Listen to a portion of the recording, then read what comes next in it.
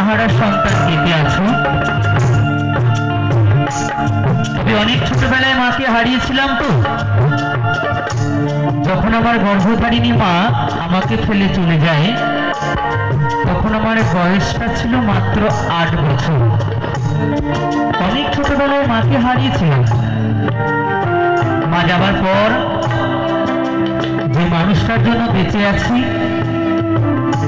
যে মানুষটার জন্য আমি মঞ্চে মঞ্চে গান শোনাই, যে মানুষটার জন্য আমি আপনাদের মতো শ্রোতাদের, আপনাদের মতো সাধুগুরু বৈষ্ণবদের চরণ ধরে পাই, যে মানুষটা আমার মায়ের মতো আমাকে ফেলে চলে যায়,